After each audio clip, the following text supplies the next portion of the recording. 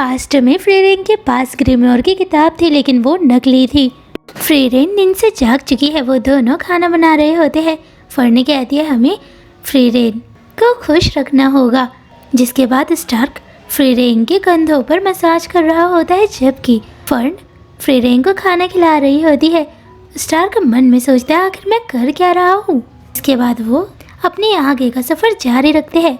रास्ते में उन्हें सड़क के ऊपर बहुत सारे पत्थर दिखाई देते हैं। फ्रीरेन और फर्न जादू से उस पत्थर को हटा रहे होते हैं। स्टार्क बोलता है आप इस बैलगाड़ी को एक जगह से दूसरी तरफ रख सकते हो।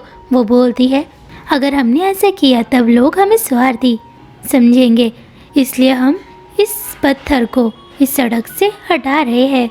स्टार्क फर्न से बात करने की कोशिश करता है, लेकिन वो कहते तुम हमारा समय बर्बाद कर रहे हो, तुम्हें हमारी मदद करनी चाहिए। वो बोलता है हम 10 साल तक एक दूसरे के साथ रहेंगे, इसलिए तुम्हें मुझसे इतने बुरे तरीके से बात तो नहीं करनी चाहिए।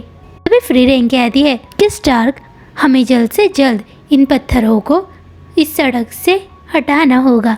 उन्होंने अपना काम पूरा कर लिया है। फर्न बोलती है फ्रीरेन मैंने आज तक आपकी तरह एक एल्फ नहीं देखा है। वो बताती है इस दुनिया में एल्फ बहुत कम है, एल्फ का जीवन काल बहुत लंबा होता है, इसलिए हमारे अंदर रोमांटिक ख्याल कम है। हम शांति से रहना पसंद करते हैं। आज से 400 साल पहले मेरा एक एल्फ दोस्त था। मुझे लगा हम दोनों एक दूसरे के करीब थे, लेकिन ऐसा नहीं था। वो एक टाउन में पहुंचते हैं। बैलगाड़ी वाला बताता है आज हम त्यौहार मना रहे हैं क्योंकि डीमन किंग को हराने वाले ग्रुप ने आज ही के दिन उन्हें हराया था। फ्रीरेन कहती है इंसानों को त्यौहार मनाना बहुत पसंद है। वो कहते हैं यहाँ पर डीमन किंग को हराने वाले ग्रुप का स्टैचू भी बना हुआ है। वो बोलता है क्योंकि आज से 80 साल पहले डीमन किंग को उस ग्रुप ने हराया था और उन्होंने ही मानव सभ्यता में शांति स्थापित की थी, और इसी दिन हर कोई उन्हें याद करता है। वो याद करती है हीमेल अपने स्टैचू को देखकर बहुत ज़्यादा खुश हुआ था।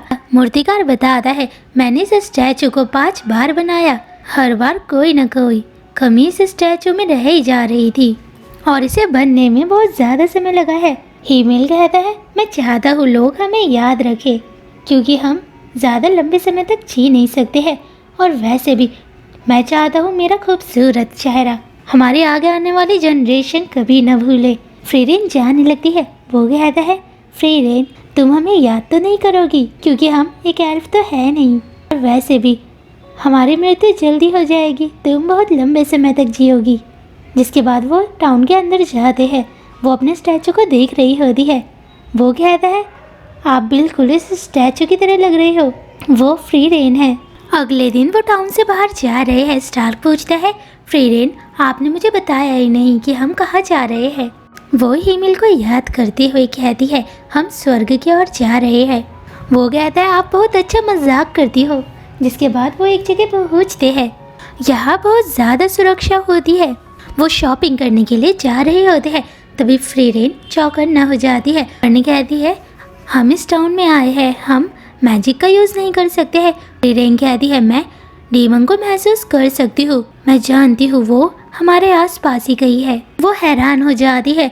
वो एक डीमन को इंसानों से बात करता हुआ देखते हैं। जैसे ही वो उस पर हमला करने वाली होती है तभी सैनिक उसे रोकते हैं। वो बोलता है क्या तुमने उसे मुझे मारने का आदेश दिया है। वो कहते हैं मैं चाहता हूँ कि तुम मर जाओ, लेकिन मैं इस टाउन में खुलेआम तुम्हें बिल्कुल नहीं मारने वाला हूँ, और वैसे भी मैं इतना पागल नहीं हूँ, और वैसे भी अगर हमने ऐसा किया तब हमारी शांति समझौता टूट जाएगा। फर्न कहते शांति समझौता। वो बोलता है शायद तुम बाहर से आए हुए हो इसलिए तुम्हें हमारे बारे में कुछ नहीं पता है। वो फ्रीरेन के करीब आकर कहता है टाउन वाले हमसे डरते हैं, वो हमें देखकर कांपते हैं, और तुम मुझे ऐसे देख रही हो जैसे मैं तुम्हारा दुश्मन हूँ। फ्रीरेन बोलती है तुम मेरे दुश्मन ही हो क्योंकि तुम एक डीमन हो जो इंसानों को नुकसान पहुँचाते हैं। वो उसे जेल के अंदर डालने का आदेश देता है। वो फ्रीरेन को उनकी आंखों के सामने ले जाते हैं। वो दोनों कुछ नहीं कर पाते हैं। वो जेल के अंदर बहुत ज़्यादा बोर हो रही होती है। स्टार्क और फर्न उससे मिलने के लिए जाते हैं। वो उन्हें बताते हैं कि आपको 2 से 3 साल की सज़ा मिली है। वो कहते हैं मैं जानती थी। वो बोलती है क्या तुम मेरे लिए ग्रीमोर किताब लेकर आ सकती हो। फर्न बोलती है आप समय बर्बाद कर रहे हो। वो कहती है मैं यहाँ इसलिए नहीं हूँ क्योंकि मैं यहाँ रहना चाहती हूँ। और तुम्हें क्या लगता है उसके शांति समझौते का मतलब क्या था? वो बोलती है हम तो सिर्फ शॉपिंग कर रहे थे। वो उन्हें बताती है वो एक डीमन है जो डीमन किंग के साथ था और वो 7 सेज में से एक था और उसने अपने सभी फॉलोअर्स को खो दिया क्योंकि हमने उन सबको मार दिया था। फर्न बताती है मैंने सुना है इस टाउन में बहुत समय पहले एक हमला हुआ था। उस हमले में वो अपना सब कुछ हार चुके थे, इसलिए वो शांति समझौता लेकर यहाँ आए थे। इस टाउन के राजा ने उनकी बात को मान लिया और तब से वो शांति समझौते पर कायम है। फ्रीरेन कहती है डीमन कभी भी इंसानों के प्रति वफादार नहीं हो सकते हैं। स्टार कहता है वो बहुत अच्छी स्पीच देते हैं। वो बोलती है डीमंस को इंसानों को मारकर खाने में बहुत मज़ा आता है। वो कभी भी इंसानों के साथ शांति समझौता नहीं कर सकते हैं। ज़रूर इसके पीछे कोई साजिश है। जिसके बाद हम पास्ट में देखते हैं एक गांव पर एक डीमन ने हमला किया था। उसने एक इंसान के बच्चे को मार दिया था। इंसान चाहते थे वो उन्हें मारे। हीमेल उस डीमन को नहीं मारना चाहता था क्योंकि वो एक बच्ची थी। डीमन का भी अपना एक परिवार था। वो कहती है मम्मा मुझे दर्द हो रहा है। हीमेल रुक जाता है। फर्न कहती है हीमेल अगर तुम ये नहीं कर सकते हो तब मैं ये करूँगी। तभी गांव का शेफ उस डीमन के सामने आकर कहता है तुम हमारे साथ चलो, हम तुम्हें प्रोटेक्ट करेंगे। वो बोलती है हीमेल क्या तुम उसे ना मारकर पछता तो नहीं रही हो? वो कहता है हम उनसे बात कर सकते हैं और वैसे भी हम कुछ समय इस गांव में रहेंगे। उन्होंने उस डीमन बच्ची को रहने के लिए घर दिया। वो उससे प्यार करते थे। फ्रीरेन उस बच्ची को घूरे जा रही होती है। वो उसे अपने परिवार का सदस्य मानने लग गए थे। वो उसके साथ खेलते थे। हीमेल उन्हें देखकर खुश है। लेकिन कुछ दिन के बाद हम गांव के शेफ के घर को देखते हैं जो जल रहा होता है। उनकी मृत्यु हो चुकी है।